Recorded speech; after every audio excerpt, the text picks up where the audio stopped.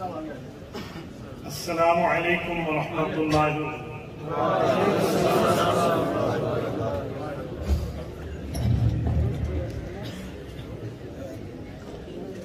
الحمد للہ وحدہ والصلاة والسلام علی من لا نبی بعدہ اما بعد فاعوذ باللہ من الشیطان الرجیم بسم اللہ الرحمن الرحیم انا نحن نزلنا الذکر وانا له لحافظون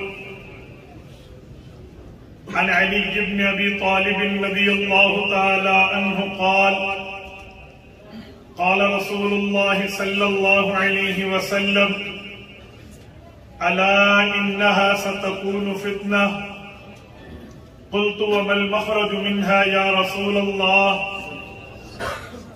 قال كتاب الله فيه نبأ ما قبلكم وخبر ما بعدكم وحكم ما بينكم هو الفصل ليس بالهزل من تركه من جبار قسمه الله ومن ابتغى الهدى في غيره أظله الله وهو حبل الله المتين وهو الذكر الحكيم وهو الصراط المستقيم هو الذي لا تزيغ به الأهواء ولا تلتبس به الألسنة ولا يشبع منه العلماء ولا يخلق عن كثرة الرد ولا ينقضي عجائبه هو الذي إذ سمعته الجن حتى قالوا إنا سمعنا قرآنا عجبا يهدي إلى الرشد فآمنا به من قال به صدق ومن عمل به أجر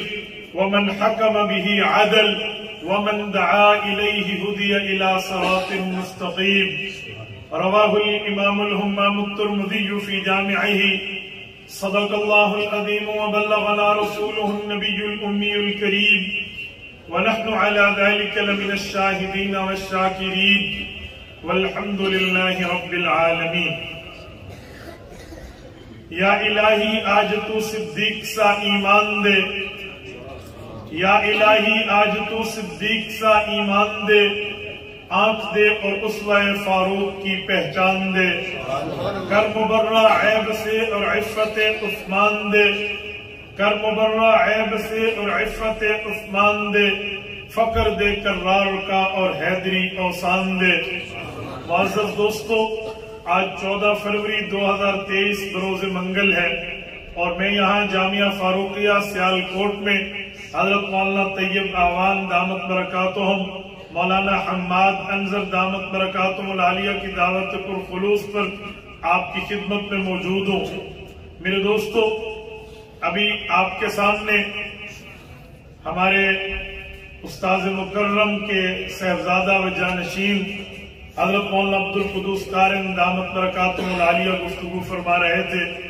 اور ہماری اسٹیج جملہ علماء کرام سے سجی ہوئی ہے مجھے اسٹیج سے 2 عنوان ملے ہیں میں اس کی پابندی کرتے ہوئے آپ کی خدمت میں بات کرنے لگا ہوں سب سے پہلے فضیلت قرآن کریم اور دوسرے نمبر پہ فضیلت حفظ قرآن کریم میں چاہوں گا کہ اسی عنوانات پہ آپ کی خدمت میں بات کروں آپ توجہ میری طرف رکھنا میری آنکھوں میں آنکھیں ڈال کر بات سننا انشاءاللہ میں آپ کا وقت ضائع نہیں ہوگا میرے دوستو میں نوجوان آدمی ہوں اور باتیں نوجوان کرتا ہوں تب جب آپ کے چہروں پہ جوانی جھلک رہی قرآن کریم کے حفظ کی خوش نصیب لوگوں کی دستار بندی ہوئی ہے تو میں فضیلت قرآن پر پہلی بات عرض کرنے لگا ہوں کہ یہ کلام اللہ تعالیٰ کی وہ کتاب ہے جو رب کریم کی صفت مسند احمد میں حدیث پاک موجود ہے ھذا کلام اللہ وقد خرج منہ کہ یہ اللہ کی باتیں ہیں اللہ سے نکل کے آئی ہیں آپ کا اور ہمارا ایمان عقیدہ اور نظریہ ہے اللہ کی ذات قدیم ہے اپنی صفات کے ساتھ تو قرآن اللہ کی صفت ہے یہ بھی اللہ کی طرح قدیم ہے میرے دوستو قرآن کریم وہ کتاب ہے جس کو پہلے صفحے سے شروع کرتے ہوئے رب کریم نے یہ وعدہ ہم سے لیا کہ اقرار کر لو ذالکل کتاب لا ریب فیہ، یہ وہ کتاب ہے جس میں آپ کو شک شبہ کے لیے کوئی گنجائش، کوئی اسپیس موجود نہیں ہے کہ آپ اس پر کوئی شک کر سکیں۔ میرے دوستو، شک کتاب پہ کیوں نہیں ہو سکتا؟ قرآن کریم کا نام کلام اللہ بھی ہے، رب نے ذالکل کلام لا ریب فیہ نہیں فرمایا۔ قرآن کریم کا نام قرآن مجید بھی ہے، اللہ نے ذالکل قرآن لا ریب فیہ نہیں فرمایا، اللہ نے فرمایا ذالکل کتاب لا ریب فیہ، اس کتاب میں شک کوئی نہیں ہے۔ وجہ کیا ہے؟ اس آیت میں اللہ نے کلام کا لفظ نہیں بولا، قرآن کا لفظ نہیں بولا، کتاب کا لفظ بولا۔ میرے دوستو، تین چیزیں، تین باتیں، تین عنوان سمجھ لیں۔ ایک ہوتا ہے بولنا، ایک ہوتا ہے پڑھنا، ایک ہوتا ہے لکھنا۔ بولنا اسپیکنگ، جسے ہم بولتے ہیں، گفتگو کرتے ہیں، مکالمہ کرتے ہیں۔ دوسرا ہوتا ہے پڑھنا، یہ ریڈنگ، جس کو ہم پڑھ لیتے ہیں، کوئی بات پڑھ کر سنا دیتے ہیں۔ تیسرا ہوتا ہے رائٹنگ، جسے کہتے ہیں لکھنا۔ تو کلام بولنے کو، قرآن پڑھنے کو، کتاب لکھنے کو کہتے ہیں۔ تو رب کریم نے فرمایا ذالکل کتاب لا ریب فیہ، یہ وہ کتاب ہے جس میں شک کوئی نہیں۔ تو ذالکل کلام کیوں نہیں فرمایا؟ کلام بولنے کو کہتے ہیں، اللہ ہر غلطی سے پاک ہے۔ تو اللہ نے جب بولا، رب کے بولنے پہ تو شک کوئی نہیں کرے گا۔ اللہ علم لذات الواجب الوجود المستجمع لجمیع الصفات المنزہ للنقصان والزوال۔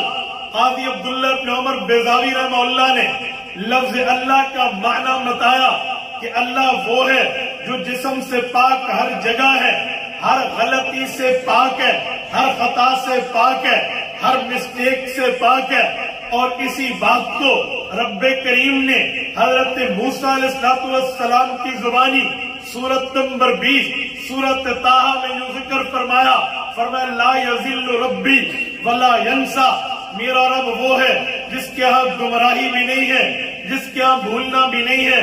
تو اگر ہوتا ذالکل کلام لا ریب فیہ، سوال اٹھتا تھا اللہ غلطی سے پاک ہے، اللہ سے غلطی نہیں ہو سکتی، تو پھر اللہ کے کلام میں بھی غلطی نہیں ہے، تو یہ تو کوئی بڑی بات نہیں ہے۔ ذالکل کلام لا ریب فیہ، اللہ کے بولنے میں تو شک ہو نہیں سکتا۔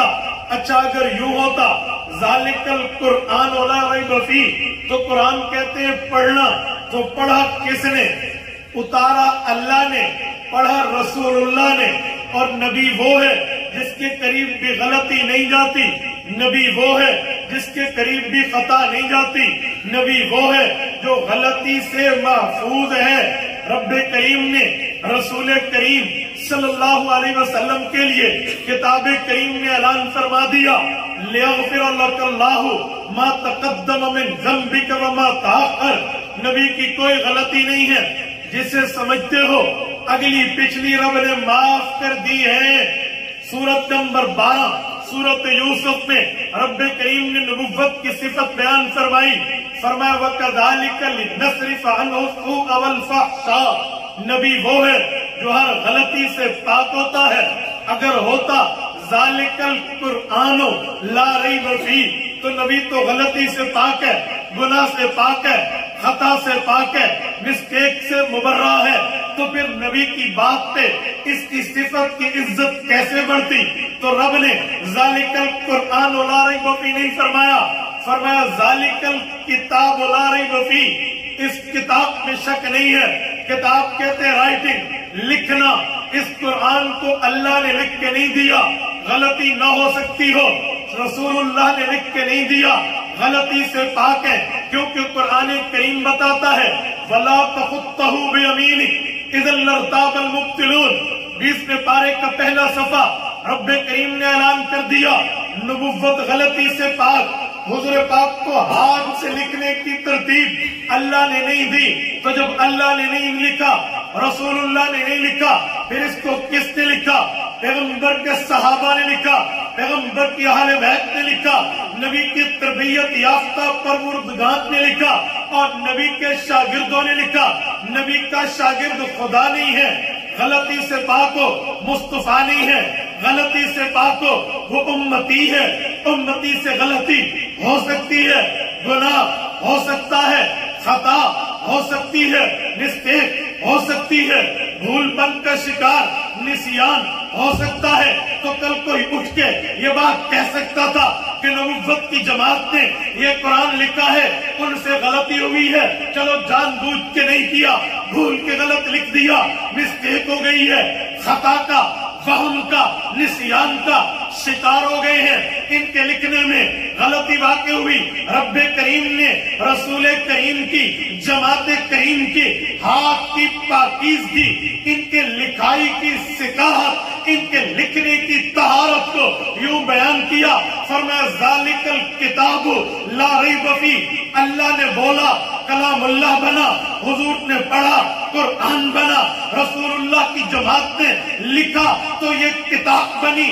ذالک الکتاب لا ریب فیہ، جیسے اللہ کے بولنے میں شک نہیں ہے، رسول اللہ کے پڑھنے میں شک نہیں ہے، کاتبین وحی کے لکھنے میں بھی شک نہیں ہے۔ ذالک الکتاب لا ریب فیہ، آج جس دن میں ہم ٹھہرے ہیں، 1384 سال جس شخصیت کی وفات کو پورے ہو رہے ہیں، 22 رجب المرجب سن 60 ہجری جو شخصیت اس دنیا پہ گئے ہیں، حضرت امیر شام، اسلامی بحریہ کے پہلے بانی، رسول اللہ کے ہم زلف، رسول اللہ کے برادر نسبتی، رسول اللہ کے شاگرد، حضور کے میر منشی، کاتب الوحی، حضرت معاویہ بن ابی سفیان رضی اللہ تعالی عنہما بھی کاتبین وحی کے 40 افراد میں شامل ہیں جنہوں نے قرآن کریم کو اپنے ہاتھ سے لکھا۔ ان کے لکھنے کی عزت، ان کے لکھنے کا رتبہ، ان کے لکھنے کا مرتبہ، ان کے لکھنے کا درجہ، ان کے لکھنے کی ویلیو، ان کے لکھنے کی حیثیت کیا ہے؟ قرآن کریم سورت نمبر 80 سورت عبس، رب کریم نے آیت نمبر 17، 18، 19، 20، 21 میں واضح فرمایا فی صحف مکرمہ مرفوعۃ مطہرہ بأیدی سفرہ کرام بررہ۔ اے لوگوں، قرآن کریم کی عزت کرنے والوں، فی صحف مکرمہ، یہ کلام خدا، قرآن مصطفیٰ جس صفحات پہ لکھا گیا ہے وہ صفحات مکرمہ بڑی عزت والے ہیں، مرفوعہ درجہ بلند ہے، مرفوعۃ مطہرہ پاکیزہ ہے، غلطی سے پاک ہے۔ اللہ لکھنے والوں کی حیثیت کیا ہے؟ فرمایا بِأَيْدِي سَفَرَةٍ كِرَامٍ بَرَرَةٍ، جو لکھنے والے ہیں وہ فرشتہ صفت لوگ ہیں، وہ بھی لکھنے والوں میں شامل جن کا یوم وفات ہے۔ تو قرآن کریم کی عظمت پہلے صفحے پہ فرمایا ذالک الکتاب لا ریب فیہ، حضرت معاویہ بن ابی سفیان سمیت جتنے پیغمبر کے شاگردان نبوت نے، جتنی جماعتیں مصطفیٰ نے، پیغمبر کے صحابہ، پیغمبر کا یارانہ، پیغمبر کی اہل بیت، پیغمبر کا گھرانہ، جس نے لکھا ہے لا ریب فیہ، ان کے لکھنے میں بھی شک کوئی۔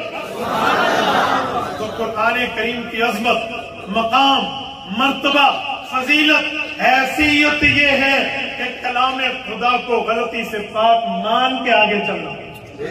پہلے غلطی سے پاک مانو، اس پر ایمان رکھو، تسلیم کرو، سر تسلیم خم کر کے اس کو ایکسپٹ کرو، اس کے بعد اگلے لفظ کو پڑھنے کی اجازت۔ ذالک الکتاب لا ریب فیہ، قرآن کریم کی عظمت بڑی۔ سنیے، اب میں قرآن کریم کے عظمت پر ایک بات مزید عرض کرنے لگا ہوں۔ میرے پاک پیغمبر علیہ السلام پر قرآن کریم نازل ہوا، رسول کریم نے قرآن کریم کو پڑھا اور پھر ایک خواہش دل مصطفیٰ میں ابھری، ایک خواہش حضور پاک کے دل میں تمنی، آرزو پیدا ہوئی۔ پارہ نمبر 29 سورت قیامہ، سورت کا پہلا رکوع، رب کریم فرماتے ہیں لا تحرک بہ لسانک لتعجل بہ ان علینا جمعہ وقرآنہ۔ سیالکوٹ کے غیوروں توجہ رکھنا، میں ایک بات آپ کی خدمت میں پیش کرنے لگا ہوں، بڑے عقل مند علاقے سے ہو، آپ کی دھرتی نے 2 علامہ وہ پیدا کیے ہیں جو اس دھرتی کا پورا حصہ انہیں علامہ تسلیم کرتا ہے، یا علامہ اقبال کا نام اس شہر سے جڑا ہے، یا استاد المکرم علامہ Khalid Mahmood P H D London رحمہ اللہ کا نام اس شہر سے جڑا ہے، بڑے عقل مند لوگوں کے باسیوں، اس شہر کے رہنے والوں، میرے اس نقطے پہ توجہ رکھنا، رب کریم کا قرآن اتر رہا، رسالت آپ کے دل اقدس پہ خواہش پیدا ہوتی ہے، جبرائیل پڑھ کے واپس چلا جائے گا، قرآن کریم کا کوئی حصہ ضائع نہ ہو جائے، کلام خدا کا کوئی حصہ محروم نہ ہو جائے۔ امت ایسا نہ کیجئے کہ جب جبرائیل پڑھ رہا ہو، اس کے پڑھنے کے دوران ابھی تلاوت جاری ہو، میں ریوائزنگ شروع کر لوں، دہرانا شروع کر لوں، تکرار شروع کر لوں، یاد کرنے کے لیے الفاظ زبان سے ادا کرنا شروع کر دوں۔ ابھی جبرائیل نے ختم نہیں کیا، تلاوت کے دوران تلاوت دل اقدس مصطفیٰ میں عائش ابری، حضور نے شروع کر دیا۔ وجہ یہ نہیں تھی کہ جبرائیل کی تلاوت ہمیں پسند نہیں ہے، اس کا انداز تلاوت ہمیں اچھا نہیں لگتا، وہ بھی پڑھ رہا میں بھی پڑھ رہا، جی نہیں، وجہ یہ تھی اگلی نسلوں تک پہنچنے میں جلدی کی جائے، اگلی قوموں تک پہنچانے میں پھرتی دکھائی جائے، اگلی نسلوں تک یہ کلام پہنچے گا، جلدی جلدی جتنا ہو سکے اس قرآن کو یاد کر لیا جائے۔ پیغمبر کریم علیہ التحیت و تسلیم نے یہ ترتیب شروع کی، رب کریم نے آیت اتاری، فرمایا لا تحرک به لسانک، توجہ، فرمایا محبوبم یہ کام مت کرنا، جبرائیل بھی پڑھ رہا آپ بھی پڑھ رہے، یہ نہیں کرنا۔ سوال اٹھتا ہے اللہ میں تو جو کام کر رہا ہوں وہ ریزنیبل ہے، وجہ ہے، سبب ہے، بیس ہے، بنیاد ہے، خامخواہ سے جبرائیل کی تلاوت میں دخل نہیں دے رہا، اس کی وجہ ہے، وہ وجہ رب کریم نے جواب دی ہے۔ علماء جانتے ہیں دفع، دخل، مقدر، درمیان میں سوال اٹھے، ایک لفظ سے سوال کا جواب دو، سوال نقل نہ کرو، اسے دفع، دخل، مقدر کہتے ہیں۔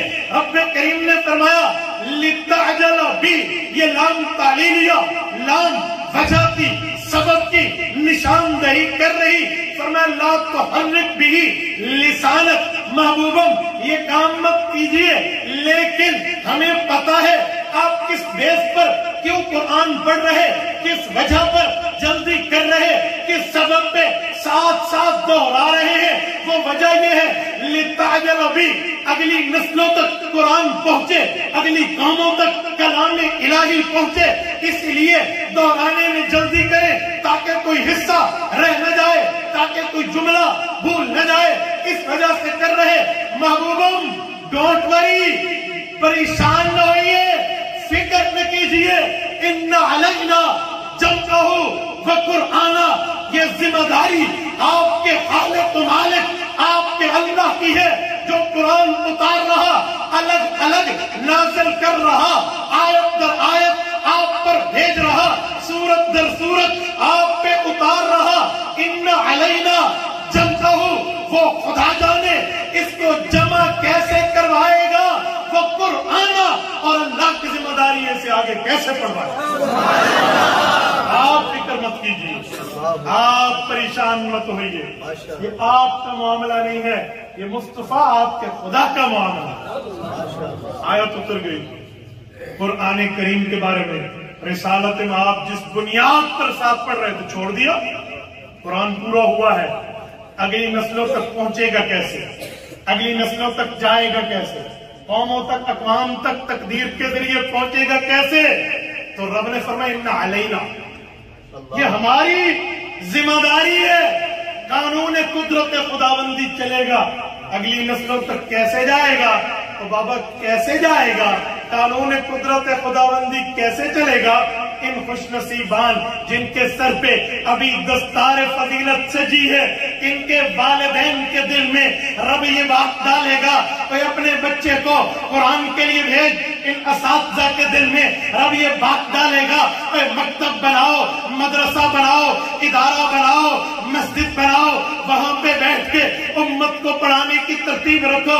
ہیلپنگ ہینڈ والے ان معاونین کے دلوں میں رب دماغ میں ڈالے گا کہ اپنی جیب کو ہوا لگاؤ، تیرا مال صرف تیرے لیے نہیں ہے، اللہ کی ذمہ داری پوری ہونے کے لیے ہے۔ تو اللہ تعالیٰ نے ان جیسے خوش نصیبان سے کام لینا ہے، ان کے والدین کو اس بات پہ تیار کرانا ہے، معاونین کے اس مال کو اس ترتیب پہ لگانا ہے، اساتذہ کو اس بات پہ راضی کرنا ہے، اور سب اپنی خوشی سے، اپنی رضا سے، اپنی چاہت سے، اپنی صمیم قلب کی گہرائیوں سے اس پر جمع ہوں گے، تجدد کریں گے، محنتیں کریں گے، کوششیں کریں گے، لگن کے ساتھ، ہمت کے ساتھ، پوری قوت و طاقت کے ساتھ مدارس قائم ہوں گے، مساجد قائم ہوں گی، وہاں پر طلبہ آئیں گے، کلاسز بنے گی، استاد بھی ہوگا، شاگرد بھی ہوگا، معلم بھی ہوگا، متعلم بھی ہوگا، ٹیچر بھی ہوگا، اسٹوڈنٹ بھی ہوگا، سب جمع ہو کر یہ ذمہ داری سے یہ قرآن کریم اگلی نسلوں تک پہنچائے گا تو کیا ہوگا؟ خواہش مصطفیٰ پوری ہوگی، ذمہ داری خدا اللہ تعالیٰ نے ان کے ذریعے یہ کام کیا۔ یہ عظمت قرآن پر اور میں اس سے زیادہ بات کیا کر سکتا ہوں؟ صرف اتنی بات ہے کہ اگر یہ بندے یہاں بیٹھ کر اتنی خوش قسمتی کے کام کو کر رہے ہیں تو اس کے پیچھے خواہش مصطفیٰ ہے، ذمہ داری خدا ہے۔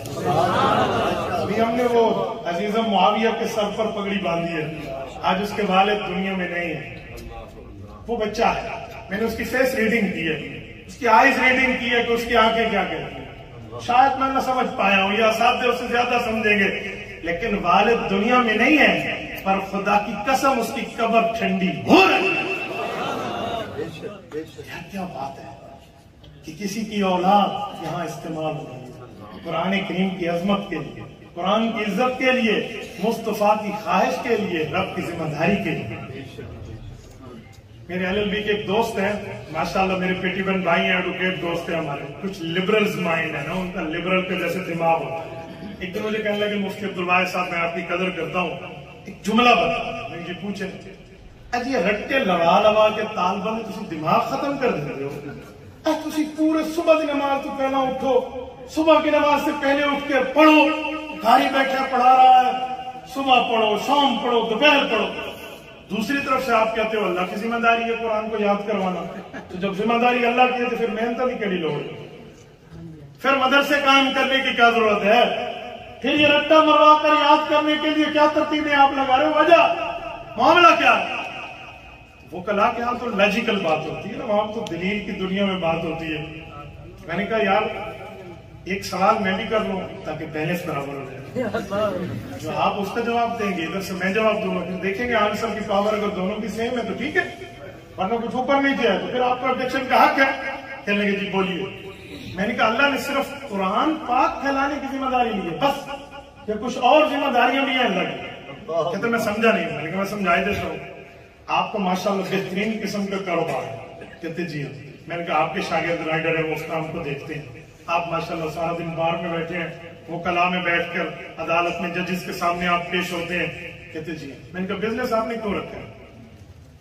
کہتے ہیں بزنس کے لیے قرآن کہتے ہیں افلا تعقلون، اور مولوی والا جواب دے رہے ہیں نا، تاکہ مولوی لوگ آیت پڑھ کے دسو کہ چوپتے ہو جانا ہے، لیکن مولا آپ باشد کو چوپنا شروعات ہے، سنیں جواب سنیں۔ میں نے کہا پھر قرآن کہتے ہیں افلا تعقلون، تمہارا عقل نہیں ہے تو اللہ نے عقل دی ہے، محنت کریں گے اللہ رزق دے گا، اور بسم اللہ کھائیں گے پیئیں گے، دنیا کو اچھی طریقے سے گزاریں گے۔ میں نے کہا ٹھیک ہے، لیکن رزق کی ذمہ داری کس نے اٹھائی ہے؟ آپ تو وکیل ہیں، دلیل سے بات کرتے ہیں، مجھے بتا دیں یس آپ لوگ، بس دوسری بات نہ، بڑے آسان ہے کہ رزق کی ذمہ داری آپ کے رائڈر نے اٹھائی ہے، جو آپ کا کام دیکھ رہا ہے، یہ اللہ کی ذمہ داری ہے۔ ان اللہ هو الرزاق ذو القوة المتین، رزق کی ذمہ داری تو اللہ کی، واللہ خیر الرازقین، رزق تو اللہ نے دینا۔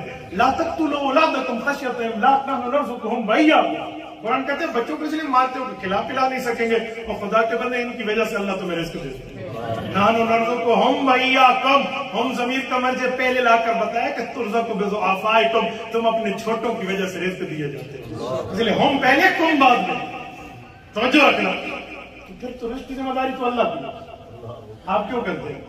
کہتے ہیں تسی مولوی ہو نا تو مسیحتے ہر چیز لب جاتی ہے، اس لیے مجھے کہتے میں کاروبار چھوڑ دوں۔ میں نے کہا میں تو نہیں کہتا، لیکن میں سوال کر رہا ہوں کہ جب رزق کی ذمہ داری اللہ کی ہے، آپ کاروبار کو تالا لگائیں گھر میں بیٹھے، اللہ اوپر سے بوری لٹکائے گا؟ میں نے کہا یہ اللہ کا کام ہے، میرا نہیں، لیکن ذمہ داری اللہ کی ہے، بوری لٹکائے جو کرے، آپ کیوں کاروبار کرتے ہیں؟ کہتے ذمہ داری اللہ کی ہے، میں کاروبار کروں گا، اللہ کی ذمہ داری پوری ہوگی۔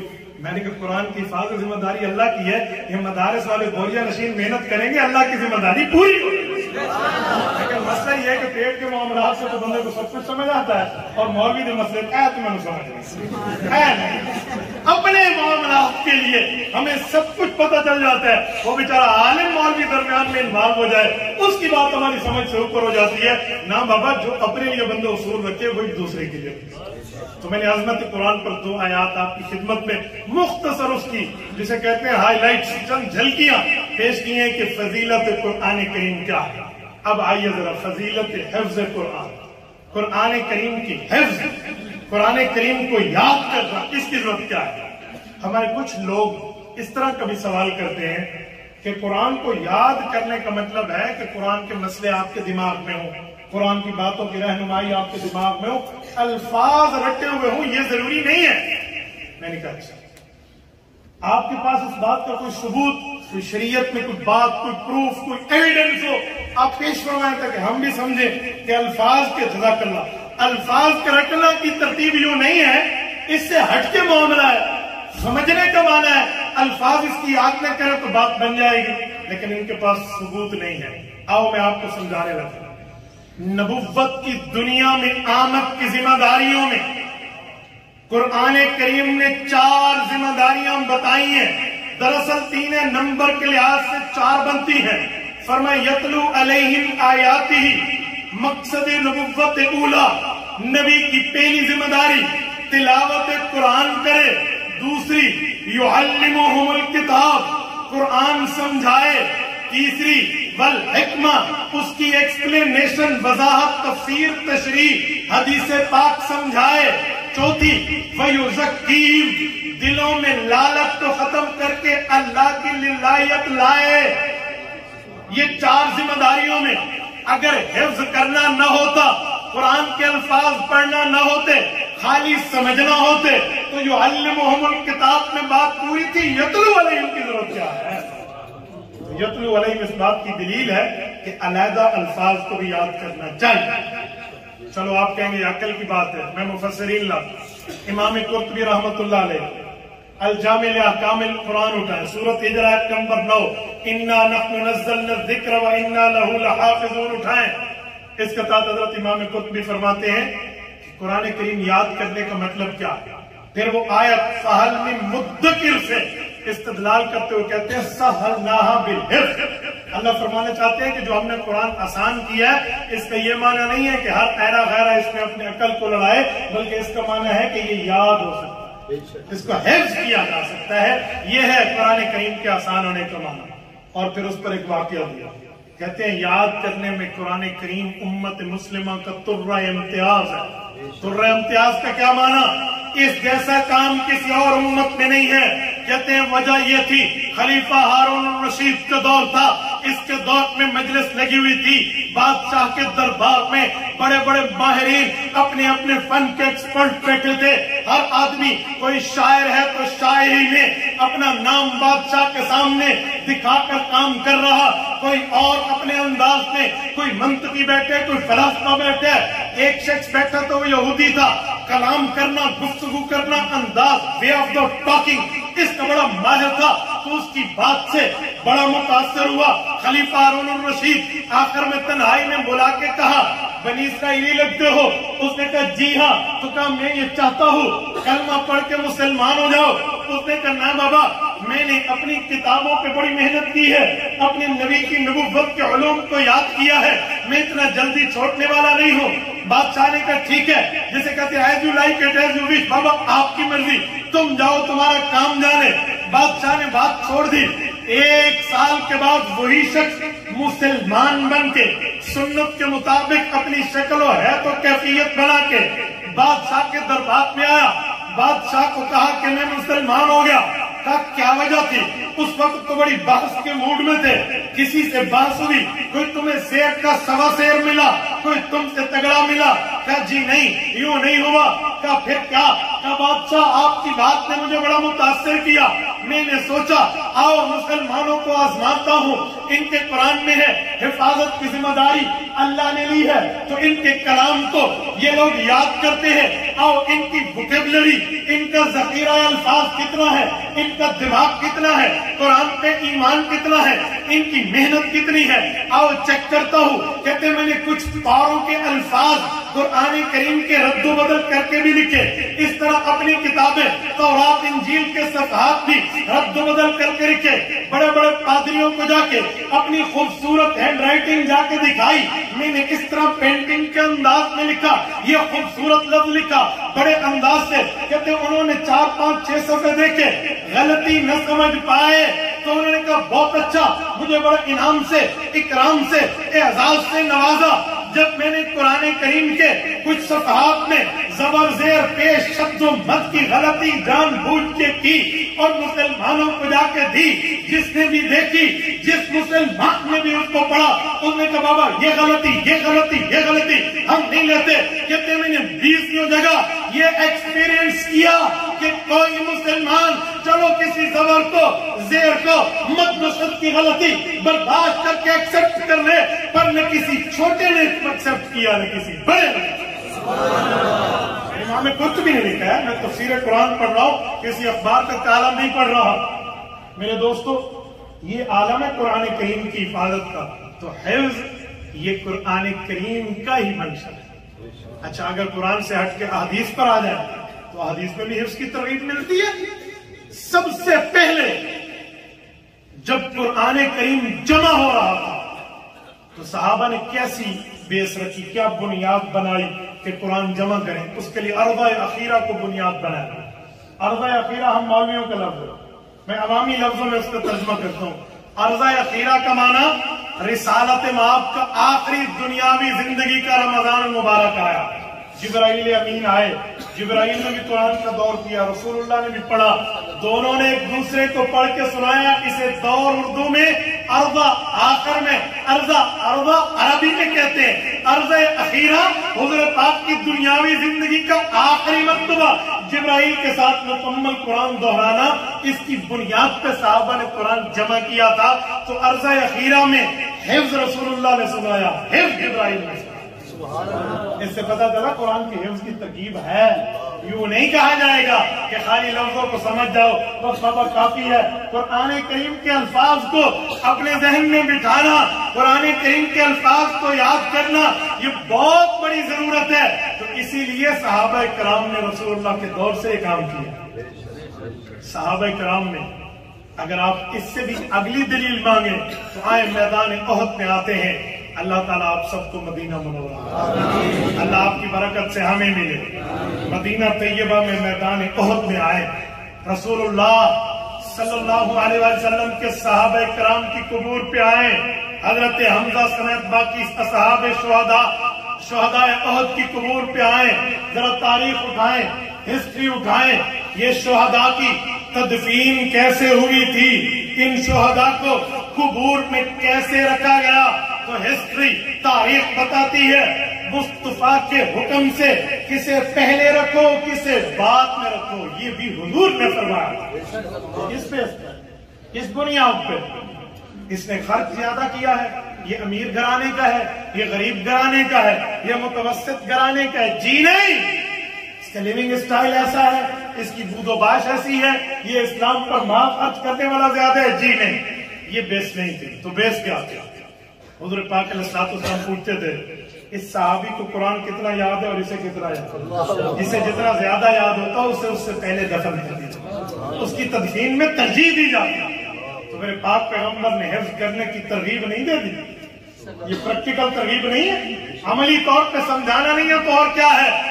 اور اسی بنیاد پہ چوتھی دلیل عرض پانچویں دلیل عرض کرتا ہوں, حفظ قرآن کرنے میں رسالت مآب علیہ السلام نے فرمایا تھا استقرأوا القرآن من اربعین، مسند احمد کی حدیث ہے، فرمایا جن 4 لوگوں کو میں نے قرآن کریم پڑھانے کے لیے مختص کیا ان میں پہلا عبداللہ ابن مسعود ہے، دوسرا ابی بن کعب۔ ایسے تو نہیں فرمایا تھا، کیوں؟ انہوں نے حضور پاک سے حفظ کیا تھا، انہوں نے رسالت مآب علیہ السلام سے زبانی قرآن کریم سنا، اس کو یاد کیا تھا، تو پتا چلا حفظ قرآن میرے پاک پیغمبر صلی اللہ علیہ وسلم کی ترتیب بھی ہے، اللہ کے قرآن کا منشا بھی ہے، صحابہ کرام کا اس پر عمل بھی۔ اور میرے دوستو، اگر آپ کو ذوق تازہ ہے تو میں حفظ قرآن پر ایک جملہ آپ کی خدمت میں عرض کرتے لگاؤ۔ ذوق تازہ ہے سب کا؟ آواز نہیں آئی، آواز 2 گھنٹے کا سفر میں نے کیا، تھکڑا تو مینو چاہیے تھا، میں تو تھوڑے سامنے کھلو کے گل کرتا ہوں، بڑی آسانی دے۔ آپ کا ذوق تازہ ہے؟ ایسا بتائیں بات پولیس اسٹیشن، ذوق تازہ ہے؟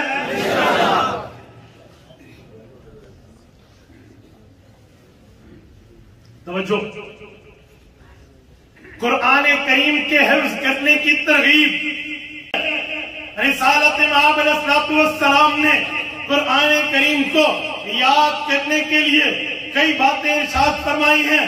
آؤ میں ایک بات آپ کی خدمت میں پیش کرنے لگا ہوں، اس صحابی رسول کا فرمان جامع ترمذی سے، اس فرمان کو، نبی کے فرمان کو صحابی کے واسطے سے پیش کر رہا ہوں جس صحابی کی قبر ہمارے وطن عزیز ملک پاکستان میں۔ آپ سکھر جائیے، سکھر سے شکارپور روڈ پہ جائیے، محبوب گوٹ سکھر سے چند کلومیٹر پر ہے، آج بھی محبوب گوٹ میں، وہاں جامعہ دارالہدیٰ میں حضرت عمرو بن اخطب، حضرت عمرو بن ابسہ اور حضرت معاذ جہنی رضی اللہ عنہم کی قبور مطہرہ۔ میں ایک ہفتہ پہلے ابھی گیا تو کئی مرتبہ ہوں، ایک ہفتہ پہلے آخری مرتبہ بھی فاتحہ پڑھ کے آیا ہوں۔ آپ حضرت معاذ جہنی کی قبر پہ ٹھہرے اور اس حدیث پاک کو دیکھیں۔ حضرت معاذ جہنی رضی اللہ تعالی عنہ پیغمبر علیہ السلام کے صحابی ہیں، فرماتے ہیں میرے پاک نبی نے فرمایا من قرأ القرآن وعمل بما فیہ، جس نے قرآن کریم پڑھا اور اس کے مطابق عمل کیا، اس کا رتبہ تو ہوگا، لیکن اس کے پڑھانے میں جو اس کے پیرنٹس، اس کے والدین، اس کے اماں اور ابا کا کردار بھی فراموش نہیں کیا جا سکتا۔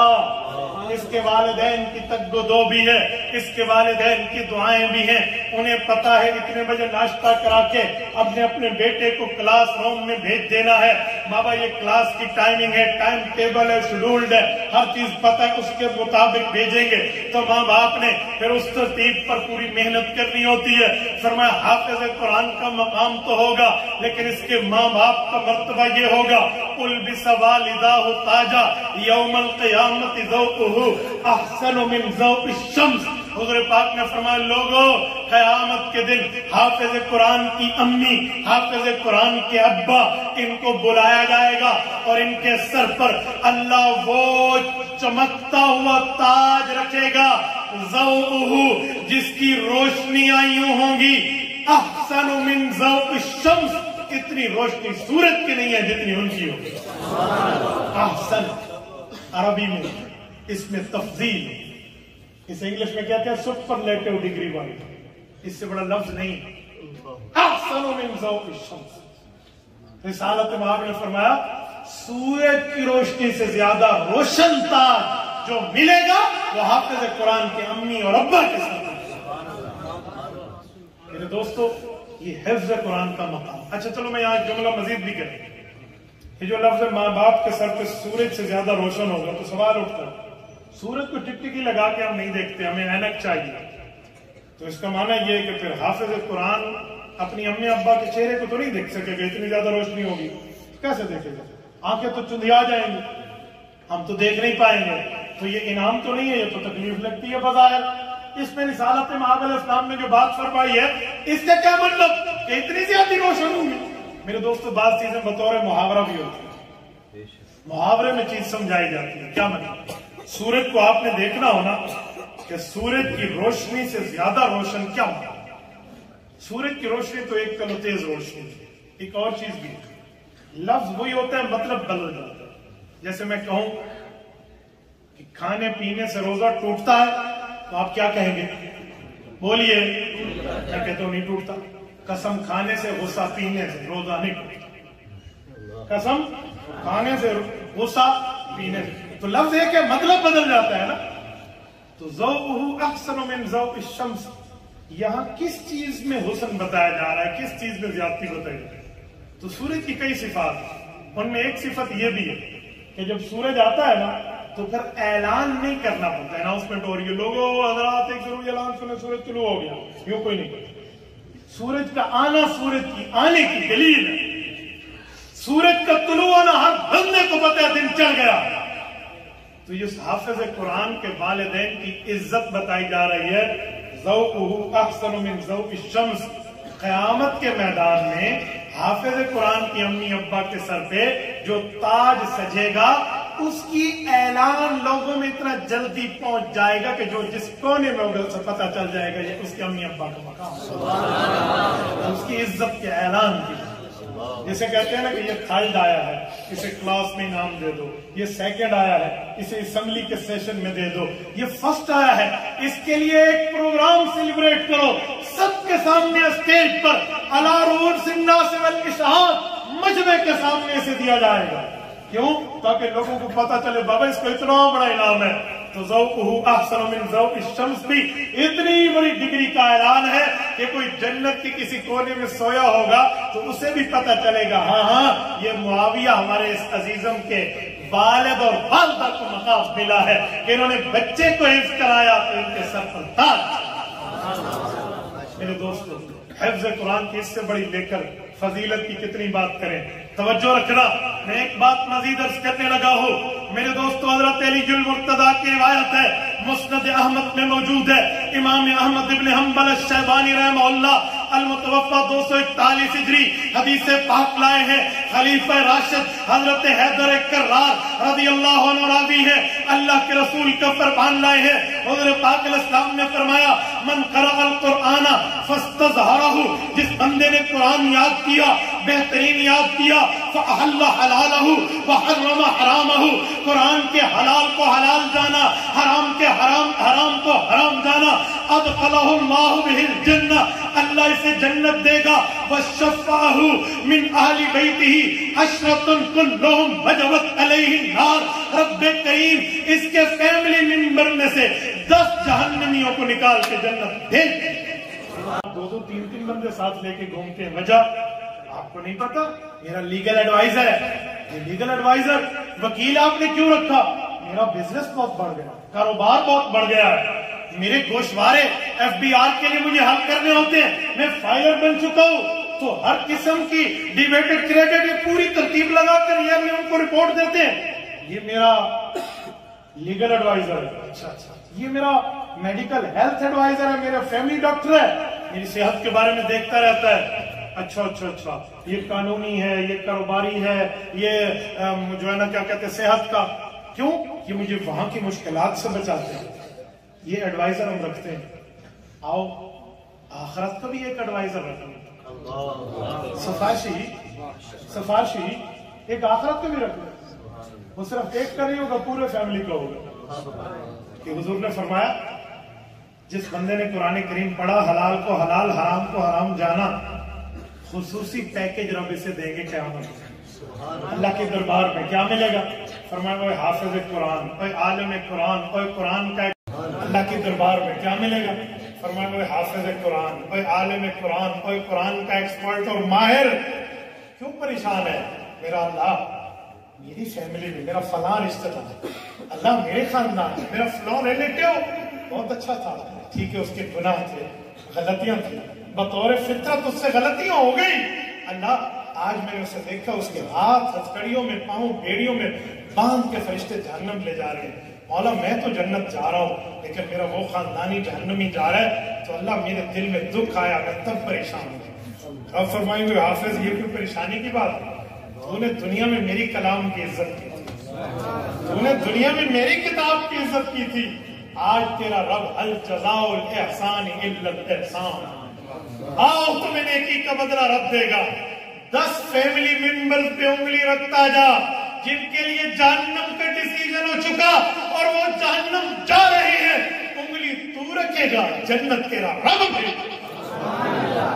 آخرت کے بھی ایڈوائزر رکھتے ہیں، ہم لیگل ایڈوائزر رکھتے ہیں، میڈیکل ایڈوائزر رکھتے ہیں، بزنس ایڈوائزر رکھتے ہیں، تکلیف سے بچاتا ہے، لیکن وہ تمام تکلیفیں اس وقت تک ہیں جب تک آنکھ پڑک رہی، دل دھڑک، سانسیں چل رہی، نبضیں جاری ہیں۔ لیکن یہ ایڈوائزر جو میرا قیامت کا ایڈوائزر ہے، جنت کا ایڈوائزر ہے، یہ میرے لیے اس مشکلات سے مجھے بچائے گا جب میں اس زندگی سے نکل کے آخرت کی زندگی میں آؤں گا۔ ہم یہ بھی ایڈوائزر ہیں، آج یہ تو کوئی نہیں رکھتا، میں نے تو نہیں دیکھا، ناراض نہ ہو، ایک جملہ میں کہنے لگا، بات آئی ہے تو سن لیں، میں نے نہیں دیکھا کسی گھر میں کوئی جائے اور پوچھے آپ کا بچہ کون سا پارا پڑھتا ہے، پوچھے کیڑی کلاس میں پڑھتے تھے، اچھا جو ہم کالج گئے ماشاءاللہ ڈپلوما شروع کر دیتے، ہم یہ پوچھتے ہیں، ہم نے کبھی حفظ قرآن تو نہیں پوچھا۔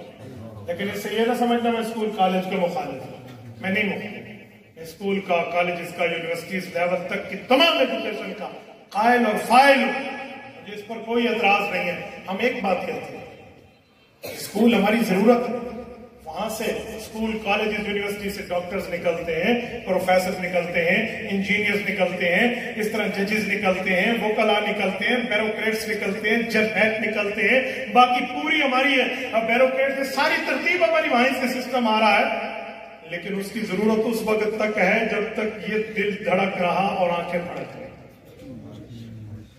اس تعلیم کا فائدہ ہے، لیکن دنیا میں دین کی تعلیم کا فائدہ ہے، دنیا کو چاہیے کہ قبر تک پہنچے۔ میں کوئی مقابلہ نہیں کر رہا، لیکن ایک جملہ کہتا ہوں، میں نے تو نہیں دیکھا کسی کا بندہ کوئی فوت ہو جائے اور وہ فون کر کے ہمارے کسی معزز پرنسپل بھائی کو، کسی ہیڈ ماسٹر صاحب کو، کسی پروفیسر دوست کو، کسی ڈاکٹر کو کال کر کے کہے اجی بیالوجی کی تلاوت شروع کریں، فزکس پڑھ لیں، کیمسٹری پڑھ لیں، فادر آف کیمسٹری جابر بن حیان کو پڑھ لیں، فادر آف میڈیکل بولی سینا کو پڑھ لیں، اور میرے ابا کوئی فائدہ سنا۔ دیکھیں آپ سارے کہتے ہیں کہ قاری صاحب سورت یاسین کی تلاوت شروع کریں، قاری صاحب بچے لوگ کا سورت رحمان پڑھ رہے ہیں، کہتے نہیں کہتے؟ اور بھائی جب یہ میں بات مانتا ہوں کہ اس کلام الہی کا اثر دنیا میں بھی ہے، آخرت میں بھی ہے، تو اسکول، کالجز، یونیورسٹیز کے ساتھ میں اپنے بچے کو قرآن کا حافظ کیوں نہیں کروں؟ اس پر مجھے گریبان میں دیکھنے کو ملا، یہاں دیکھنے کے لیے، اس کو تو کوئی نہیں دیکھتا۔ کیوں؟ دنیا کا فائدہ نظر آتا ہے کہ یہ پڑھے گا تو یہ جاب لگے گی اور یہ تنخواہ شروع ہو جائے گی۔ آخرت کا فائدہ تو آنکھوں سے ہٹا کر ایمان بالغیب میں رکھ دیا گیا ہے، تبھی بندہ نہیں کرتا۔ اگر غیب کی چیز نہیں ماننی تو پھر کیا دے کندھوں پہ کچھ نہیں ہے، خالی ساری دنیا کہے گی کندھے خالی ہیں، اور مسلمان کہے گا نہیں کندھوں پہ کون بیٹھے ہیں؟ فرشتے بیٹھے، نظر نہیں آ رہا، لیکن ہمارا ایمان ہے۔ تو آخرت میں حافظ کو بھی تو ایمان ہے، بندہ مان لینا اس کا۔ کتنی خوش قسمتی کی بات ہو کہ بندہ دنیا سے جائے، اولاد پیچھے قرآن پڑھنے والی حافظ بیٹھی۔ سبحان اللہ۔ میرے ایک جاننے والے ہیں، فوت ہو گئے ہیں، اللہ ان کی قبر پہ کروڑوں رحمتیں نازل فرمائے۔ انہوں نے بچے کو دین بھی پڑھایا، دنیا میں بڑے بڑے ماشاءاللہ بہترین عصری اداروں میں وہ پڑھ رہے ہیں، لیکن حافظ بھی، تینوں بچے۔ جب ان کے والد فوت ہوئے نا، تو انہوں نے مجھے فون کیا، استاد جی آپ نے جنازہ پڑھا۔ میں نے کہا بیٹا اللہ آپ کو صبر عطا فرمائے، میں جنازے میں آؤں گا لیکن پڑھانا آپ۔ صحیح میں پڑھاؤں گا؟ میں نے کہا بیٹا آپ پڑھاؤں۔ اس نے کہا خاندان، میں نے کہا میں منوا لوں۔ جب مجمع اکٹھا ہوا، چار بھائی ان کی آ گئی، میں نے وہاں کہا کہ اگر بیٹا جتنے ذوق اور شوق سے باپ کے لیے مغفرت مانگے تو اتنے ذوق شوق سے مولوی نے تو نہیں مانگی۔ میرا تو قریبی رشتہ دار تو نہیں، اگرچہ دوست ہے، لیکن جو اس کے دل میں ابا کے لیے کڑھن اٹھے گی نا، بخشش اس پہ ہوگی۔ اسے کہو یہ پڑھو، سب نے کہا جی بہت اچھا، بیٹھے پڑھاؤ۔ بیٹے نے جنازہ پڑھا، جنازے کے بعد قبر چھپا، قبر میں تینوں بچے بیٹھے ہیں، سورۃ البقرہ پڑھ رہے ہیں، قرآن کریم پڑھ رہے ہیں۔ خدا کی قسم میری آنکھوں سے آنسو چھوٹے، میں اللہ کے گھر میں، مسجد ہے نا، اللہ کے گھر میں مجھے اس کے جانے کا افسوس ضرور ہے، لیکن اس بات کی خوشی تھی کہ 3 قرآن کے قاری اس کی قبر پہ بیٹھے ہیں جو اس کے سگی ہو گئے، کتنی بڑی۔ میں نے کہا سہیل بھائی رب تیری مغفرت کرے، سلام ہے تجھے، کیا اولاد کو تو پڑھا کے گیا، ورنہ سیالکوٹ کے غیوروں آپ کے اس فقیر بھائی نے ایسے بھی جنازے پڑھائے۔ حضرت مولانا حماد صاحب، میں ایک مرتبہ جنازے کے لیے یوں ابھی نیت باندھ رہا تھا، ہاتھ پکڑا میرے ایک لڑکے، سر جی بیٹا بولیے کیا بات ہے؟ سر مجھے جنازہ نہیں آتا، میں 3 بار قل ہو اللہ پڑھ لوں؟ یہ کون ہے؟ یہ اسی میت کا سگا بیٹا ہے جو کیڈٹ کالج کے اسٹوڈنٹ ہے. مجھے بتائیں جہاں یہ حال ہو تو میں اتنا دنیا میں مگن ہو گیا ہوں، مجھے اپنی قبر آخرت کی کوئی فکر نہیں ہے. یوں تو تم سید بھی ہو، میں علامہ اقبال کے شہر میں ٹھہرا، یوں تو تم سید بھی ہو، مرزا بھی ہو، افغان بھی ہو، پر یہ تو بتاؤ کہیں مسلمان بھی ہو؟ میرے دوستو، کہ مرنے کے بعد میں اپنے باپ کو جنازے کا آخری تحفہ بھی نہ دے پاؤں. میرے ایک شاگرد ہیں، ان کی بیٹی فوت ہوئی، نابالغ بچی پیدا ہوئی فوت ہوئی. میں نے اس کو بڑی تسلی دی، میں نے کہا بیٹا جنازے میں پڑھا جائے گا اجر و ذخرہ. اجر کا مطلب ہے اللہ میری تنخواہ، ذخرہ کا مطلب ہے اللہ اس کو اپنے ہاں فریز اکاؤنٹ میں رکھے. وہ فریز انفریز کب ہوگا؟ اللہ جب قیامت میں مجھے اس کا اجر چاہیے ہوگا، یہ میرے دکھ کا بدلہ اس وقت میری جنت کے بدلے میں دے دے. اجر و ذخرہ یہی مان. جب جنازے کی باری آئی تو وہ مجھ سے کان میں کرتا جی لکھ کے دے دو، میں جلدی جلدی یاد کر لوں میں بچی کا جنازہ کیڑا کیا، نابالغ بچی کا جنازہ نہیں. مجھے بتائیں ہم کہاں ہیں؟ ہم کہاں ہیں؟ ہم کس جگہ کھو گئے ہیں میرے بھائیوں؟ میں کسی پر اعتراض نہیں کر رہا، نہ کسی کی تعلیم پر، نہ کسی کی پرسنالٹی پر، میں ایک درد دل پیش کر. کہاں کھو گئے ہیں؟ ہم کس جگہ پہنچ گئے ہیں؟ ہمیں قرآن کریم بھول گیا، ہمیں قیامت بھول گئی، ہمیں قبر بھول گئی. صرف پیسوں میں مگن، صرف دنیا میں مگن، صرف کاروبار میں مگن، صرف اپنے معاملات میں مگن. بابا ہر جگہ رہو لیکن قبر اور آخرت کو پہلے رکھیں. قبر کو پہلے رکھیں، آخرت کو پہلے رکھیں. ہم کس فکر میں آ گئے ہیں؟ وہ زمانہ تھا، امام زین العابدین رحمہ اللہ کے لیے لکھا ہے، مسجد سے نکلے تو ایک بچہ رو رہا، باقی بچے کھیل رہے. انہوں نے بچے کو سینے سے لگایا، بیٹا وہ جو کھلونا کھیل رہے ہیں، مثلا گلی ڈنڈا کھیل رہے ہیں، تمہارے پاس گلی ڈنڈا نہیں ہے کھیلنے کا، میں تمہیں لے کر دیتا ہوں. یہ حضرت علی کا پوتا اور امام حسین کا بیٹا غازی کربلا امام زین العابدین ہے، میں لے کر دیتا ہوں. چاچو یہ بات نہیں ہے تو پھر کیوں رو رہے ہیں؟ کوئی پریشانی ہے مجھے بتاؤ، سالو کر دیتا ہوں. آپ کو سالو کرنے کی بات نہیں ہے. کیا ہے کہ مجھے جہنم کی فکر ہو رہی ہے. بڑی حیرانگی سے چہرے پہ مسکراہٹ کے ساتھ امام صلی اللہ علیہ وسلم نے پوچھا، بیٹا نابالغ چھوٹا تجھے جہنم سے کیا لینا دینا؟ کا کیا مطلب؟ کہ تیرے اوپر تو نمازی فرض نہیں ہے، آخرت کی فکر تجھے لگی ہوئی ہے، تجھے کوئی جہنم وہنم کا معاملہ نہیں ہے. نے کہا اچھا چھوٹے بچے جہنم نہیں جائیں گے؟ کہ نہیں جائیں گے. بچے کے چہرے پہ ہنسی کھل اٹھا، آنسو صاف کیے اور ایک تاریخی جملہ ہوا. اس بچے نے کہا آپ نے تو میری بہت بڑی مشکل حل کر دی، ورنہ میں نے تو امی کو دیکھا تھا کہ جب امی گھر میں چولہے میں آگ جلاتی ہے تو بڑی لکڑیوں سے پہلے چھوٹی لکڑیوں کو آگ لگاتی. مجھے خطرہ ہوا کہیں بڑوں سے پہلے جہنم کی آگ ان چھوٹوں سے نہ سلگائی جائے. یہ زمانہ ہے اس کو. آج ہم کس زمانے میں؟ میرے ایک استاد ہے اسکول میں ٹیچر، وہ کہنے لگے میں ایک مرتبہ اپنی فرسٹ کلاس میں ٹھہرا تھا 5ویں میں، اور بچوں سے پوچھا بچے بڑھو گے کیا بنو گے، کیا بنو گے، کیا بنو گے؟ پائلٹ، ڈاکٹر، پروفیسر، جنرل، وہ ارادے ظاہر ہے. ایک بچے سے سارے کہتے اٹھو اٹھو بتا، وہ پھر شرم کرتے، اٹھو یار بتا، پھر شرم کرتے. تو کہتے ہیں میں نے کہا بیٹا بتا دو، میں کچھ نہیں کہتا، کوئی ڈر کی بات نہیں، بتائیں کیا ہے. کہتے لڑکوں نے کو ساجی بتانا چاہتے پھر شرما رہا ہے. کھڑے ہو جاؤ، کھڑا ہو گیا، بتاؤ آپ کیا بننا چاہتے ہو؟ بڑی سیریس مزاج میں بچہ کہتا ساجی میں صحابی رسول بننا چاہتا ہوں. کلاس میں سنٹ اچھا. یہ استاذ کہتے ہیں میں بہت حیران ہوا کہ یہ کیسی خواہش ہے. کہتے ہیں میں نے بڑے سوالیہ لہجے میں کہا بیٹا صحابی تو نبی کو دیکھ کے ایمان لانے پہ بندہ بنتا ہے، اب تو ختم نبوت ہے، اب تو رسالت میں آپ کے بعد نیا نبی نہیں آئے گا. جب نیا نبی نہیں آئے گا نیا صحابیت کا معاملہ نہیں ہوگا، تو صحابی کیسے بنے گا؟ کہتے جب میں نے یہ ڈیٹیل دی نا اس کو تو بچہ کہتا ہے اچھا استاد جی نبی آتا ہے مطلب پھر صحابی بنتا ہے؟ ہاں نبوت کے بعد تو صحابیت نہیں ہے. سوری صاحب مسئلہ بچے بات ختم ہو گئی. کہتے ہیں کلاس ختم ہے، بچے کو بڑے قریب سے اپنے پاس بنا. میں نے کہا بیٹے ایک بات تو بتاؤ، یہ خواہش تمہارے دل میں کیسے ہوتی ہے؟ بیک گراؤنڈ میں دس نا مسئلہ کیے. کہتے بچے نے کہا استاد جی اتنی ڈیٹیل تو میرے کو پتہ نہیں سی، اجے تسی دسی مجھے تو اتنا نہیں پتا تھا. میری امی گھر میں فضائل اعمال کی تعلیم کرتی ہے، کبھی کبھی میرے ابو کرتے ہیں، اس میں واقعہ آتا ہے صحابی صحابی صحابی. تو میری بھی جی میں بڑا ہو کے صحابی بنوں گا, مجھے نہیں پتا کہ یہ تفصیل. آج اولاد کے لیے رونے والا کہ میری اولاد میرا کہنا نہیں مانتی, میرے بچے تیرا کہنا نہیں مانتے, میری نسل میری نافرمان ہو گئی, مولوی صاحب تعویذ دے دو, کوئی دم کر دو, کوئی پھونک مار دو, کوئی برکت کی دعا دو. پہلے تم نے ماں باپ بننے کا حق ادا کیا ہے یا نہیں, یہ تو بتاؤ. آج ہم انگلش میڈیم بٹھانے کے لیے تو بہت تیار ہیں, اس کو اچھے سے اچھے انسٹیٹیوٹ میں کسی ٹویٹر کے پاس پوزیشن دلوانے کے لیے تو بہت تیار ہے, لیکن اس کی قرآنک ایجوکیشن, اس کی اسلامک ایجوکیشن, اس کے دینی معاملات کو ہم نے کتنا دیکھا ہے. کل ہم کہیں گے جی میری نسل میرا کہنا نہیں مانتی. میرے دوستوں ہم بولو تو بندہ اپنی اولاد کے بارے میں فکر, اتنا تو فکر بندہ کرتا ہے اچھی میں مر گیا اور میرے گھر کا کیا ہوگا. تو بھائی اگر یوں سوچ کے میری اولاد مر گئی, ان کی قبر کا کیا ہوگا. میرے دوستوں میرے پاک پیغمبر نے فرمایا عشرات کلہم وجبت علیہم النار. 10 بندے جہنم سے رب نکال کے اس حافظ کی وجہ سے اس کے فیملی ممبر جنت تھے.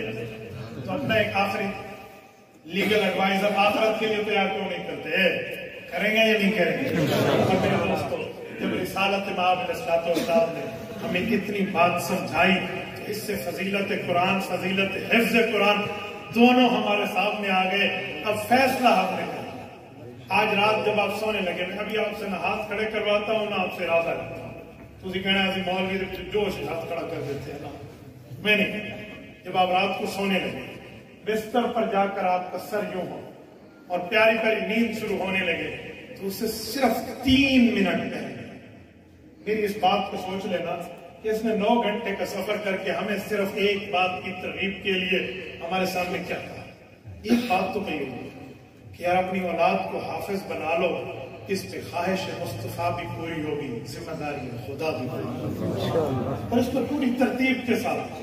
تو اگر میں حفظ نہیں کر سکتا, میں اس وقت مصروف زندگی گزار رہا ہوں, تو میری اولاد تو ہے نا, میں کیوں نہ اپنی اولاد کو قرآن کا حافظ بنا لوں. کرو گے یا نہیں کرو گے, اس پر تو بس سوچ تو لیں, اور سوچ لیں انشاءاللہ تعالیٰ کوئی پرابلم نہیں ہوگا. اللہ تعالیٰ آپ کو اور ہمارا حامی و ناصر ہو. اللہ ہمارے اور ہماری اولاد کے حق میں بہتر فرمائے. ہمیں قرآن کریم کی عظمت ماننے کی بھی توفیق عطا فرمائے. عظمت حفظ قرآن کے اوپر اللہ عمل کی توفیق عطا فرمائے. اقول قولی ھذا واستغفر اللہ وآخر دعوانا ان الحمد للہ.